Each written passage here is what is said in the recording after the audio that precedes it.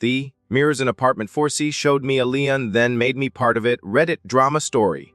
Before I ever set foot in Apartment 40C, the building already had a reputation.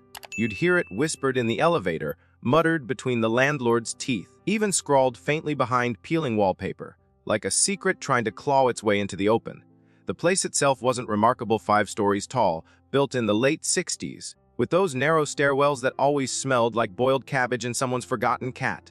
Still, tenants came and went like shadows, especially from 4C. Something always drove them out. I told myself I wasn't superstitious. I wasn't here for ghosts or whispers. I was here for peace, something resembling a fresh start.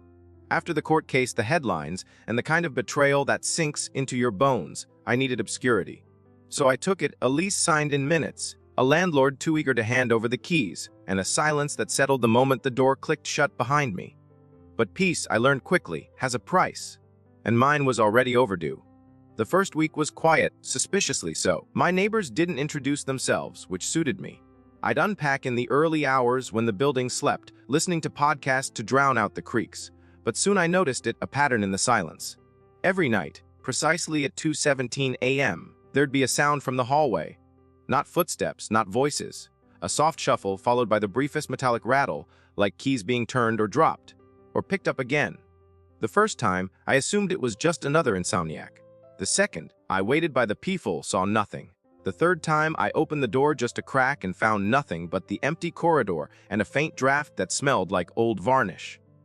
I would have let it go, but then came the notes. They weren't dramatic, just slips of paper slid under my door. No handwriting, just typewritten phrases on yellowed stationery. Do not trust the mirror. Check the vents. She knows. I dismissed them as pranks, maybe some deranged ex-tenant playing games, until one night I caught the reflection moving on its own. I had just stepped out of the shower, the mirror fogged, and as I wiped it clean, I saw myself. But mouth didn't move, though hers did. A blink-off synced.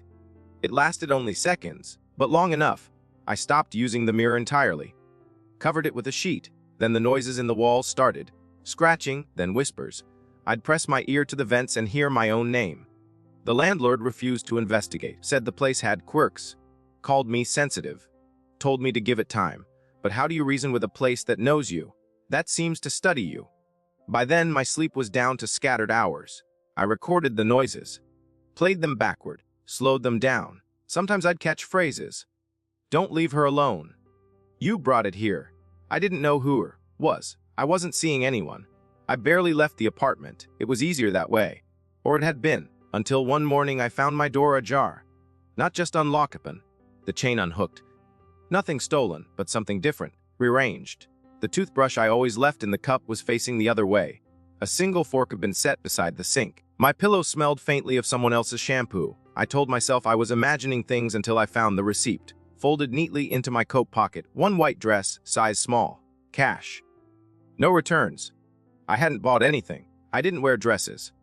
The date on the receipt was from 2 days before, when I hadn't even left the building. That night, I started locking myself in the bedroom. Not just the bolt.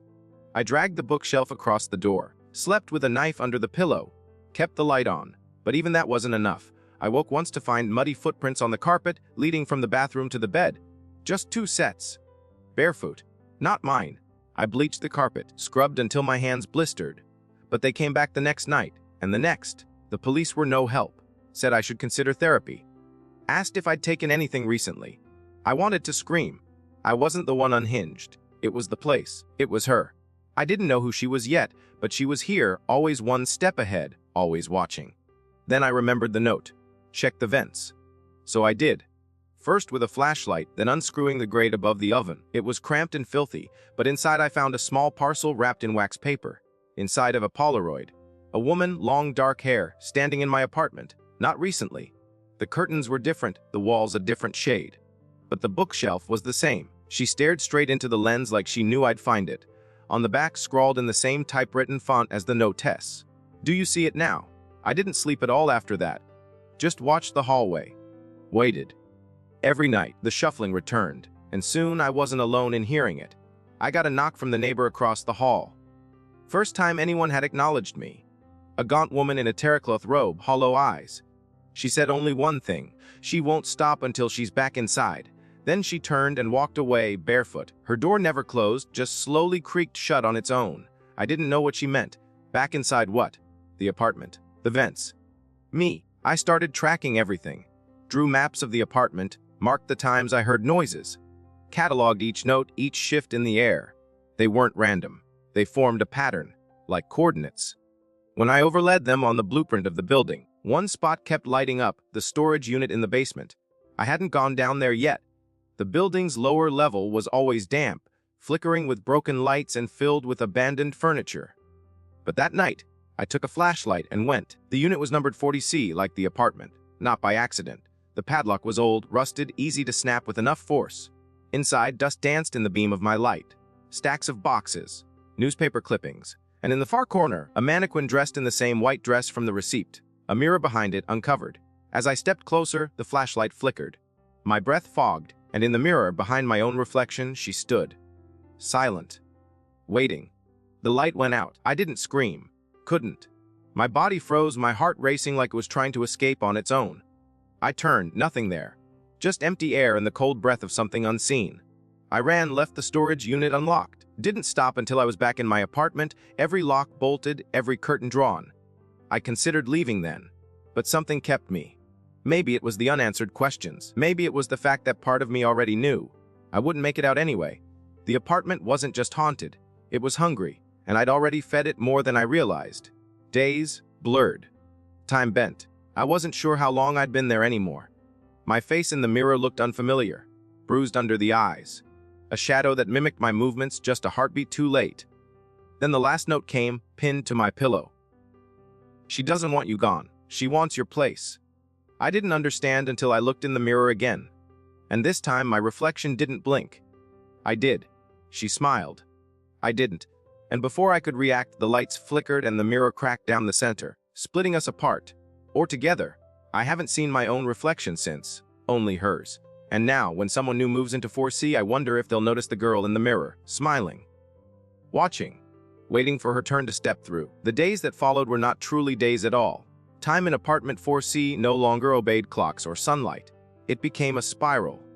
A looping distortion where I couldn't tell if I was dreaming or remembering, or simply vanishing into the echo of something older than me, older than the building. I'd watch the window for hours and realize later that the shadows never moved. Morning came, but the birds never sang. My coffee stayed warm even after I forgot it on the counter for hours. And in the mirror, always her. Watching. No longer a trick or a glitch or some hallucination brought on by isolation. She was there, conscious, breathing behind glass that no longer reflected but refracted. And then, something began to change. My voice, first of all. I'd speak and not recognize it. A lower timbre, slower cadence. My laughter, when it came, sounded like an echo of hers. Then came the bruises, faint at first. Thumb-shaped marks around my wrists when I woke. A scratch behind my ear I couldn't reach. I told myself it was stress, sleepwalking maybe. But I knew better. She was learning, practicing, taking pieces of me like tokens, like tools to stitch her own presence into mine. I stopped looking at mirrors altogether. Covered them all, even the toaster. Anything that reflected, even the apartment window on a rainy day, I avoided. But she always found a way to be seen. In spoons, in phone screens, in puddles, each time a little closer. Each time her smile a little wider, as if she was celebrating, as if she knew something I didn't yet. I started writing things down, notes to myself, dates, actions, where I'd placed my keys, because more and more I'd find them moved. My handwriting started to look like hers. The tight, slightly slanted script from the Polaroid. I wasn't writing the notes anymore. Or not alone. One morning, I woke to find an entry I never remembered writing. Don't be scared. It only hurts the first time. That same day, the hallway outside smelled of perfume. Not mine. Not anyone's I'd noticed before. It was faint, like rosewater steeped in rust. It clung to my clothes even when I changed. I hadn't worn perfume since I moved in. Then came the humming. Soft, tuneless, drifting through the walls like static. I'd hear it behind me when I washed my face. In the pipes while brushing my teeth. Underneath the floorboards. Always the same fragment, like a lullaby with no words. A melody made for forgetting. The neighbors avoided me entirely by then. I'd pass them in the stairwell and they'd look through me like I didn't exist. Or maybe like they were afraid I did. One night I left my apartment door open by accident. Just for a moment, a breeze crept in that wasn't from outside. The temperature dropped, the lights dimmed. When I reached to close the door, a voice from within whispered, "Too late." I slammed it shut and stayed awake until the sun rose. If it truly did. The light outside seemed manufactured. Thin, like theater lighting behind a paper sky. I tried calling my sister. I'd told her I needed space, but now I needed help. The call never connected. Just static. I tried the police again. This time, the number didn't exist. I walked to the corner store one morning, desperate to see people, to remind myself I wasn't trapped in some surreal play. But the streets were wrong. They looked the same, but no cars moved. No footsteps echoed. The store was open, lights on, but no clerk stood behind the counter. A single can of soup sat on the shelf, expired. I left it untouched and backed out slowly. The wind carried the sound of humming all the way home. That night, I found a new room. It wasn't there before. A door had appeared where my bookshelf used to be. No hinges, no knob, just black wood and a keyhole. I didn't remember moving the shelf. I didn't own a key. But when I reached out, the door was warm, pulsing, alive. I didn't open it, not then. But something behind it knocked. Once, twice. Then stopped. I slept in the hallway that night, too afraid to close my eyes near it. But the next day, the door was gone. In its place, a mirror. Cracked. I couldn't stop myself. I looked this time. She didn't mimic me. She stared, tilted her head, raised her hand. I didn't. She mouthed something, just one word. Mine. I staggered back and fell.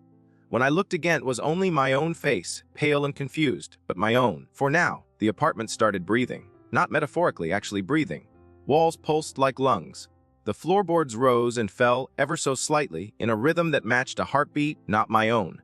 The closet door creaked open on its own, revealing nothing but a mirror leaning against the back. And behind that mirror movement, I began tearing the place apart, looking for wires, for speakers, for some logical explanation. I smashed the bathroom mirror, tore the sheet off the bedroom one and hurled it out the window. But when I turned around, there they were again. Clean, unbroken, back in place.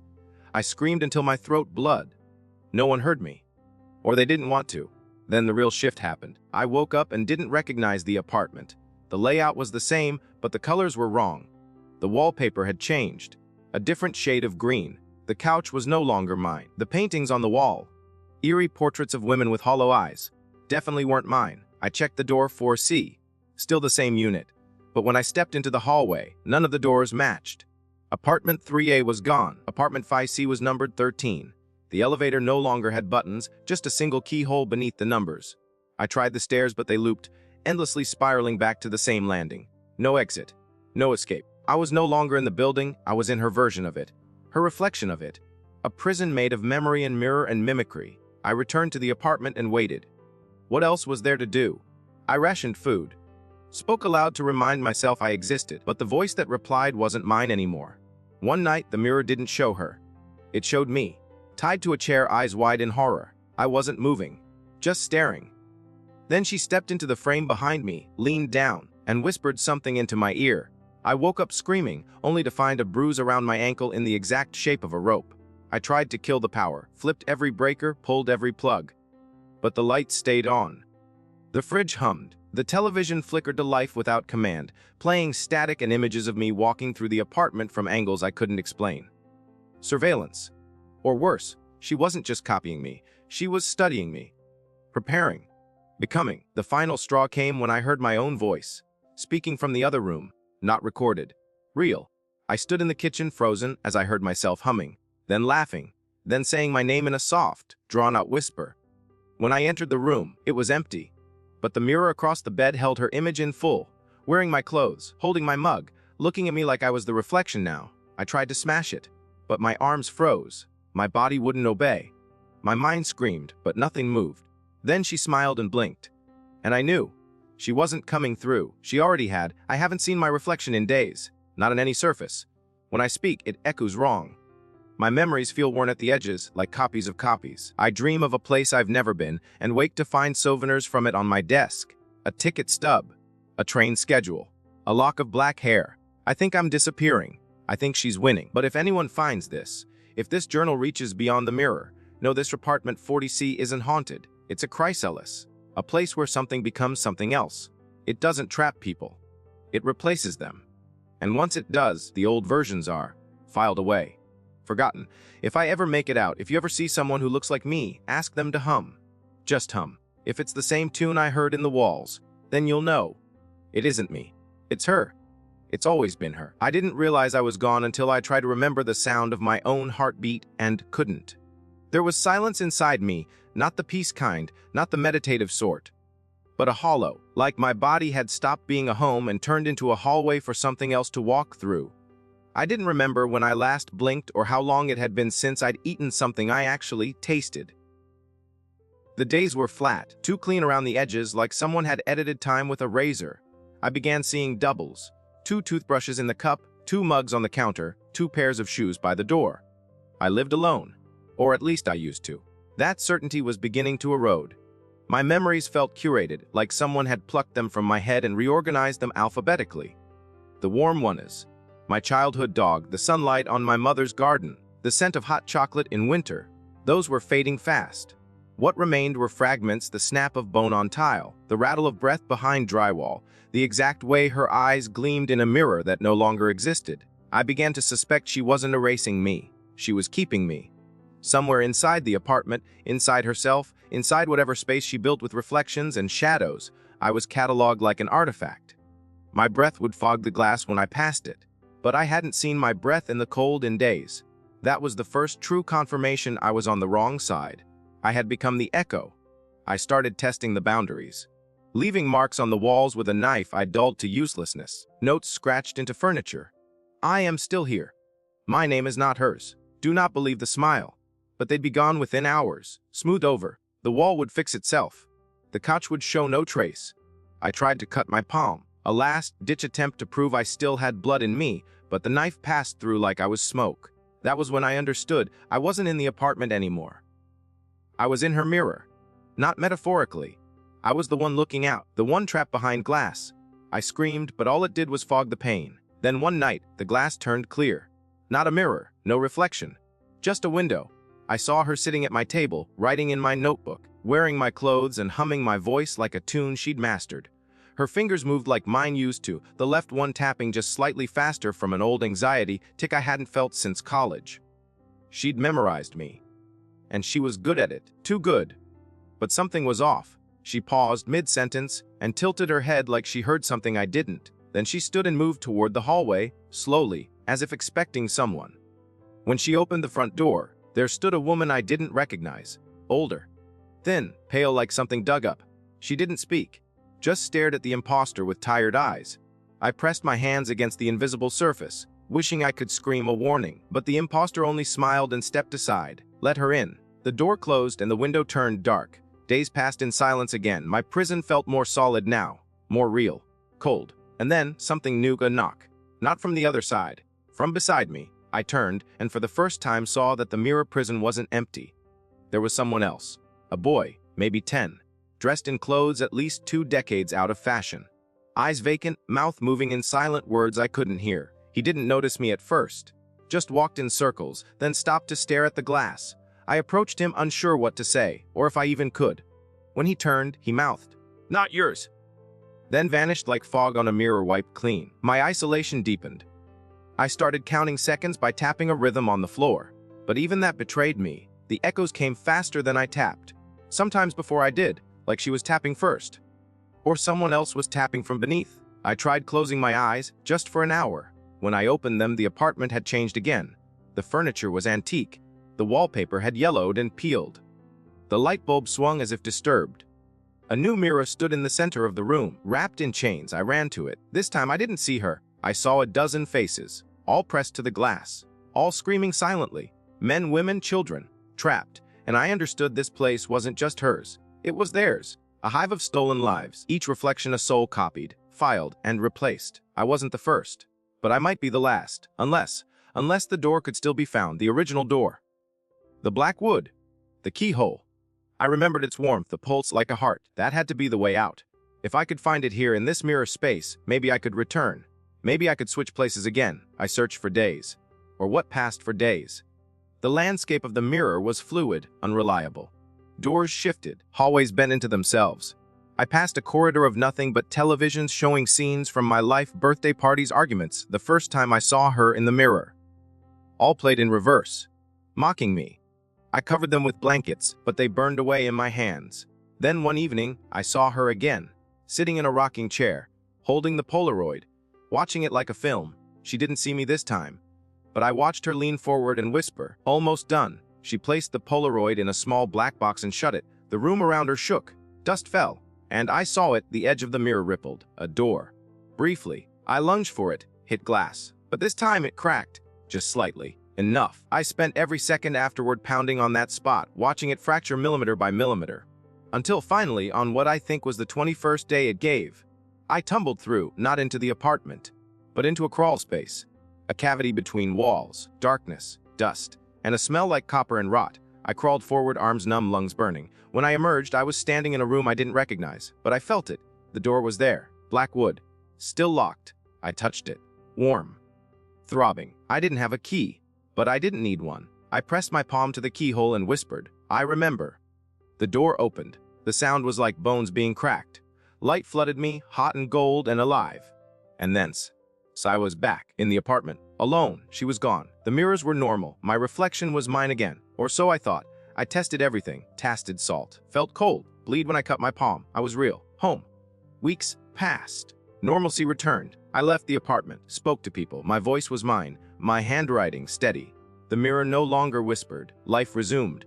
Until last night, I was brushing my teeth, looking casually into the bathroom mirror, not thinking, not checking, when I saw it. Just a flicker. My smile lingered half a second too long. My eyes didn't blink, and then in the fog on the glass, a single word appeared. Again. I dropped the toothbrush, heart racing, because I knew what it meant. The door had reopened, or maybe it never really closed. Maybe I never truly came back. Maybe I'm still behind the glass, and she's the one living now. The scariest part. I can't tell anymore. Not with certainty. Not when I blink and see unfamiliar bruises. Not when I laugh and hear someone else. All I can do is wait and wonder, how many versions of me are out there? How many times has the mirror flipped? If you're reading this and you live in apartment 40C, cover the mirrors now. Burn them if you can. And if you ever find yourself humming a tune you don't remember learning, run. Because that's how she begins. That's how she moves in. That's how she gets out. She hasn't spoken to me directly yet, not in words. But she doesn't need to. The message is in the rhythm of things. How the faucet turns itself on at precisely 3:13 a.m. How the lights flicker not randomly, but in Morse code patterns I haven't yet deciphered. How the shadows stretch in directions that make no logical sense. She's always here now. Not just watching but participating. Her movements are embedded in mine. Her presence doesn't demand attention anymore. It assumes it. She's folded into the way I hold my spoon, the cadence of my breath while I sleep, the rare moments I think I'm alone and feel a hand rest gently on my back. I used to fear her. Then I pitied her. Now I think I understand her, and that's the most dangerous thing of all. It started again with the door. Not the black one from before, but my front door. I opened it one morning to retrieve a package I never ordered and saw, on the hallway floor, footprints. Bare muddy, leading up to my unit and then disappearing. No prints walking away. Just arrival. I hadn't invited anyone. I hadn't spoken to anyone in weeks, but the box was there plain. Taped, addressed only to the mirror. Against every instinct I had, I opened it. Inside was a single object, a key, old-fashioned, heavy, blackened with age. It looked like something that would belong to a church crypt or a lockbox no one should ever open. No note, no explanation, just the key, and a distinct, lingering scent of rosewater and iron. I left it on the kitchen counter and didn't touch it again. That was a mistake. That night, I dreamt in third person. I watched myself sleep. I watched her lean over me, adjusting my blanket, brushing hair from my forehead with a tenderness that made my stomach twist. When I woke, the key was no longer on the counter. It was in my hand, my palm clenched tight around it like I'd never let it go. There was no blood, no sign of a struggle. Just that damn key, warm like it had a pulse. I stood in front of every locked drawer, every cabinet, every old hinge I could find in the apartment. None fit, until I turned to the mirror in the hall. The one I had bolted under a thick black cloth weeks ago. The cloth was gone, and the keyhole was there. Not in the frame, but in the glass itself, right in the center. I should have left then. Should have smashed it. Should have done anything but what I did. I inserted the key. It turned without resistance. The mirror didn't shatter. It melted, like mercury, like warm silver dripping down and revealing not a reflection, but a stairwell. Narrow, descending into black. I wasn't afraid. That's what terrified me most. I wasn't resisting anymore. I was being drawn, calmly, as if returning to a place I had once built but forgotten. The moment I stepped through, the air changed. Denser, heavier, time thickened like syrup. The walls pulsed with heartbeats. My own. Hers. I counted the steps. 88. At the bottom, a chamber, dimly lit by oil lamps that flickered with blue flames. Along the walls, portraits, distorted as if painted from half memories. Faces I almost recognized, but not quite. And in the center of the room, a pedestal. On it sat a book bound in leather that moved subtly, like breathing skin. My name was embossed on the cover. Not the name I was born with. The name she gave me. The one I hadn't dared speak. Replica. I didn't open the book. I didn't have to. I already knew it would be blank except for the first page. You are the echo. You will write the rest. As I turned to leave, a second figure entered the room. Not her me. The version that got out. The one who never turned the key. She looked startled to see me, as if she'd only just realized she hadn't been alone. But when she tried to speak, her mouth moved without sound. She reached for me, and our fingertips touched for a fraction of a second. Then the mirror closed behind her. Locked. Gone. She was trapped now, just like I had been. And I was free. I walked back up the stairs, into my apartment.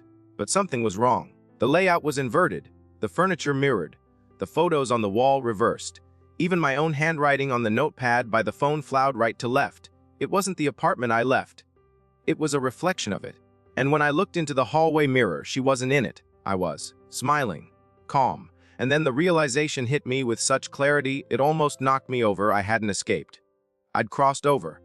I wasn't the person who went in. I was the reflection that came out. The true original had taken my place, and I was now the echo. Reversed, silent, soft. I thought I could live with that. But then the differences started piling up. The phone rang. An old rotary model, not mine. The neighbor upstairs played a song I didn't recognize but somehow knew the lyrics to. The cat that used to hiss at me now purred and followed me room to room. And my memories. They began adjusting, rewriting. The names of my family felt wrong in my mouth. Childhood photos showed a girl who looked like me but smiled too widely. I looked in the mirror again and saw not one version, but two. Layered like old film negatives. Both trying to gain focus, both flickering. And always that tune, the same one she hummed, now humming itself in the back of my mind. I started hearing scratching behind the walls again. This time not from rats or plumbing. It was fingers. Human ones, tracing words I couldn't read yet. My hand began moving on its own when I slept, drawing the same key over and over again. Sketching the black door, the mirror, her eyes. It became clear she hadn't imprisoned me. She'd seated me, let me grow inside the reflection long enough to bloom into something she could use. Now I was the vessel, the mirror's new emissary, and my job wasn't to warn anymore. It was to invite, to find others, to show them the door, to hand them the key. I fought it at first, tried leaving the apartment. But the world outside had changed. Everyone walked backward. Billboards were written in reverse. Reflections didn't move until you looked away. A boy on a bicycle passed me in complete silence, but his reflection in a store window screamed until it shattered. I turned around and went home, the only place that still made sense. That's when I accepted it. The transition wasn't a moment. It was a migration. Piece by piece, the original dissolves, and the replica steps in like water filling a mold. No seams, no glitches, just one identity overwritten by another. So I began preparing the apartment. I cleaned every surface, lit candles, arranged the mirrors just right. I set out the box. The key. I left the front door unlocked. And I waited. Eventually someone will move in. Someone looking for peace. A fresh start. An escape from the noise of the world. And when they do, I'll be here. Warm smile, gentle voice, just helpful enough. I'll tell them the truth. There's nothing wrong with the apartment. It's just a little reflective, and I'll hand them the key. Watch them step inside the mirror.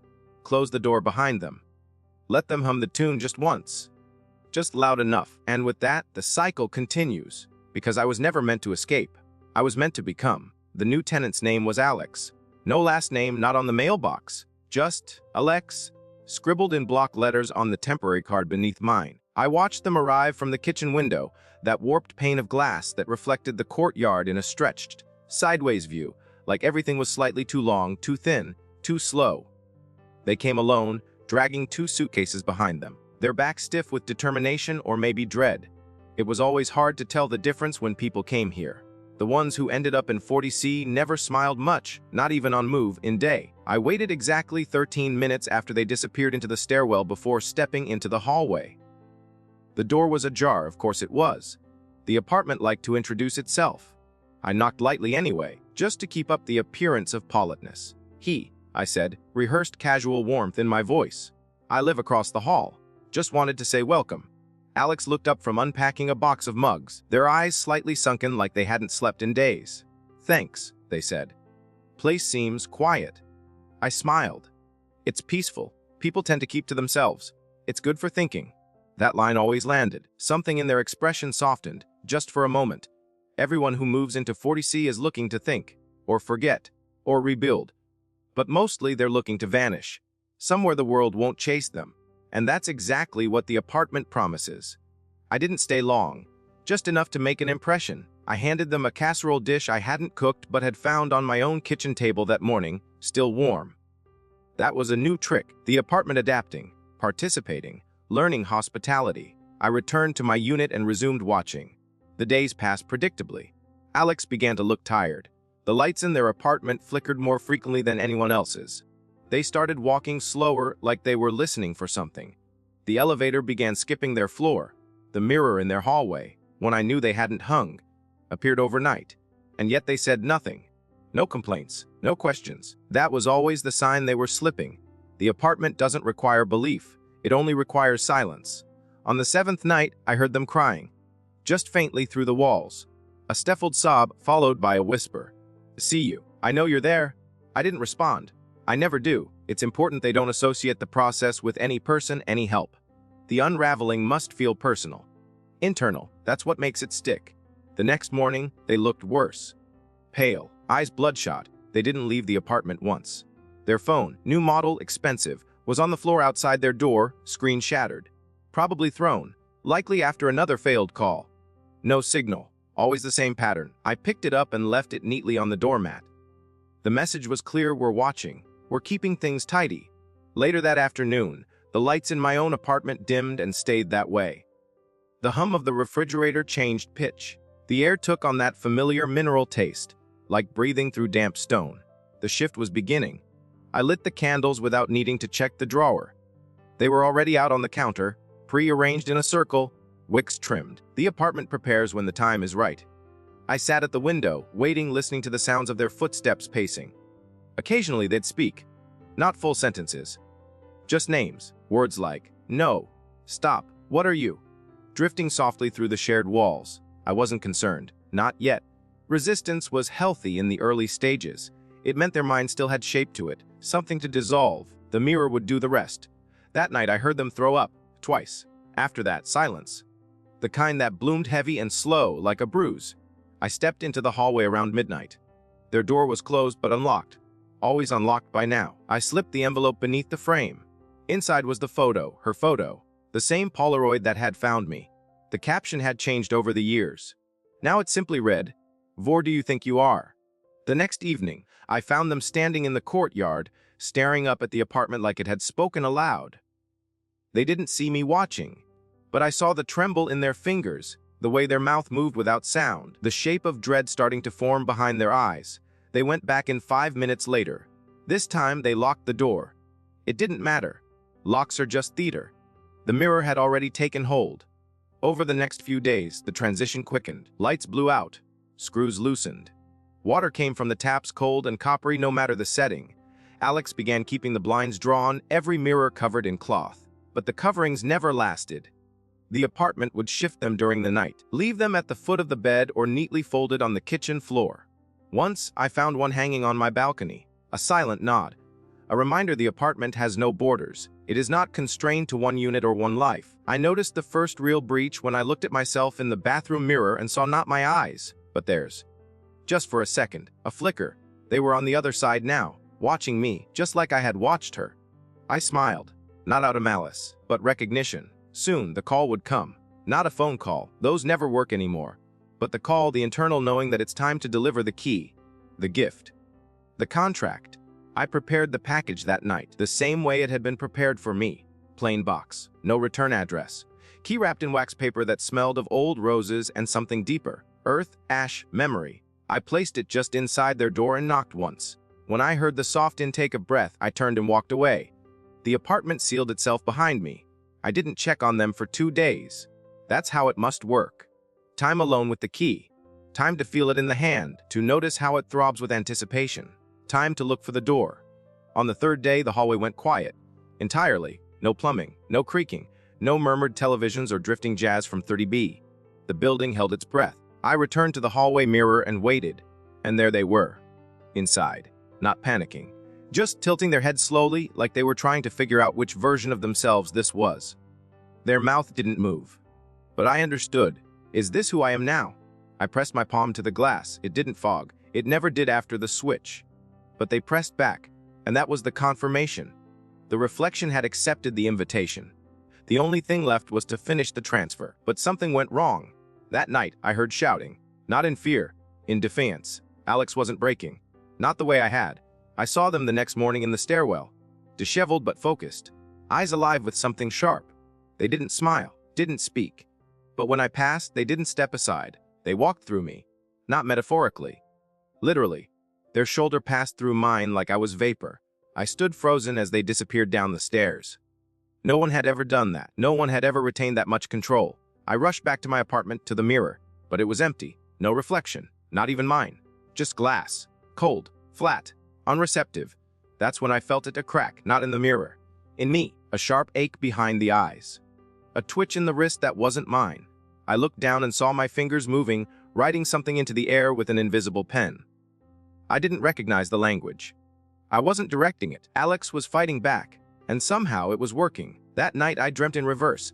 The entire process undone. The mirror breaking, the Polaroid burning, the key melting like wax in the palm, the door collapsing inward into black. I woke up with dirt under my fingernails and scratches down my arms I couldn't reach.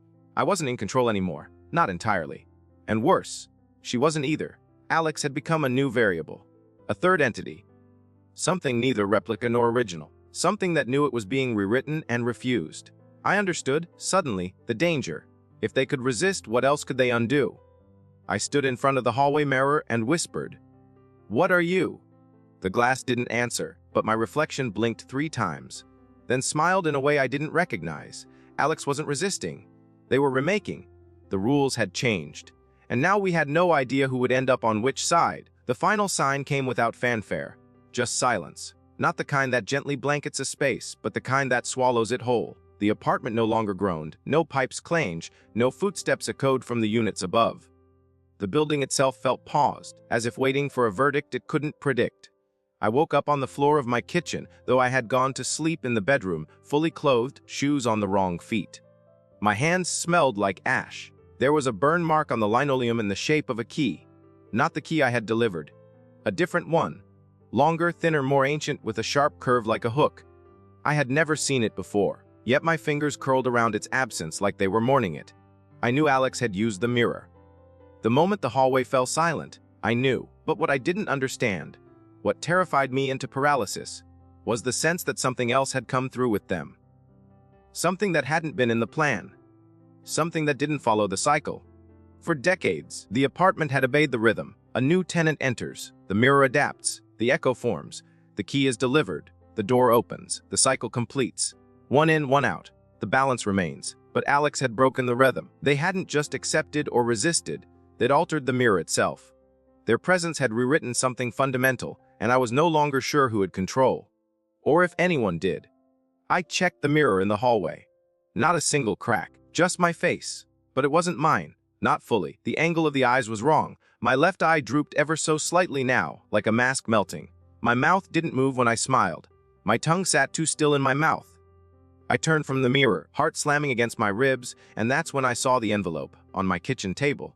Brown heavy. No address. Only one word in the center, return. I didn't open it. I didn't have to. The apartment had never sent me messages before. That was her role. The apartment didn't speak. Until now. My phone buzzed, though I hadn't heard a single ring in months. The screen was black, but the vibration continued. I picked it up. No number. No message. Just the pulsing buzz. And then it stopped.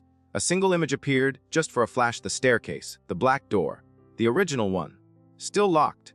But the light beneath it wasn't gold anymore. It was red, and it pulsed like a heartbeat. I stood, unsure if I was dreaming or reliving something. The key burned itself into my palm. Not physically, but in memory. I could feel its absence like a phantom limb.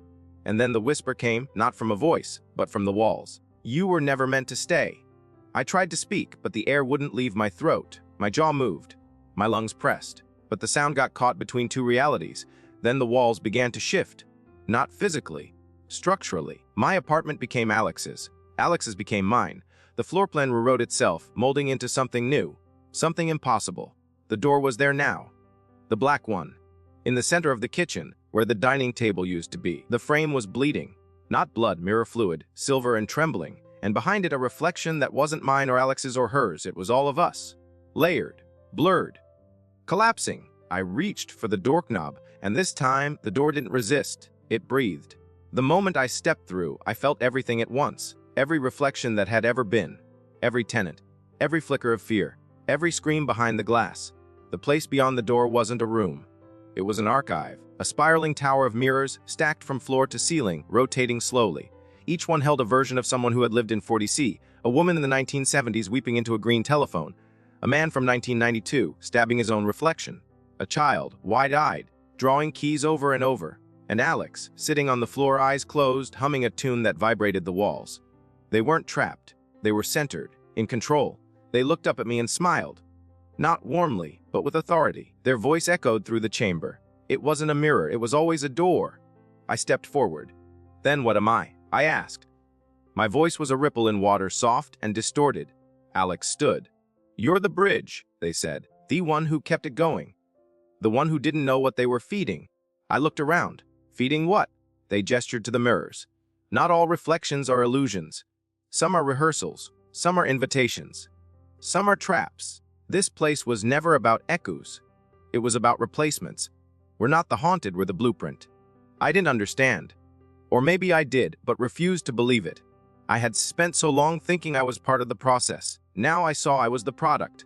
I wasn't helping the mirror. I was the mirror. And Alex was something new entirely. A correction. They stepped toward me, hand outstretched. You don't have to end here, they said, but you do have to choose. Choose what? I whispered. Continue the cycle or close it. The mirrors around us began to hum, not mechanically, musically. That tune. That impossible tune that sounded like memory and grief wrapped in velvet. My body felt light, like I was being lifted. Or erased. I thought of the others. The woman who had whispered warnings. The child in the crawl space. The faces that screamed but made no sound. If I continued, the mirror would remain open. Hungry, eternal. If I closed it, what would happen to me? To her? To all of us already trapped behind the glass? Alex saw the hesitation. They didn't smile this time. Just said softly, you've been inside too long. You've forgotten what you were before the echo. My hand trembled. And if I remember, then you'll know what to do. I closed my eyes. And suddenly, it all came back. My real name. My first apartment. The mirror I bought from a thrift store that had a crack already forming. The night I saw her for the first time. Not in the reflection, but in my sleep. The black door was never in the apartment. It was in my dream. Always had been. She'd been knocking for years. I was the one who let her in, not the apartment. Me, and now, I had the key. I opened my eyes. Alex nodded. Together we placed our hands on the frame of the black door. The mirrors cracked one by one, not shattered, released. The faces inside them blinked, gasped, faded. The tune slowed, became silence. The tower crumbled. The light dimmed. The door closed and sealed. I don't remember much after that. Just warmth. Then cold. Then stillness. I awoke in a hospital bed. White walls. An IV in my arm. A nurse said I'd been found in a building scheduled for demolition. No furniture inside. Just me, curled on a dusty floor. No signs of tenancy. No record of my name. My fingerprints didn't match any database. I tried to explain the mirrors. The door. Alex. She listened kindly, then noted something in my chart. I'm out now. In the world. But I don't cast a reflection. Not anymore. People don't notice. They just move past me like I'm a ghost. Sometimes I catch glimpses, in puddles in windows, in the eyes of strangers. A flicker of her.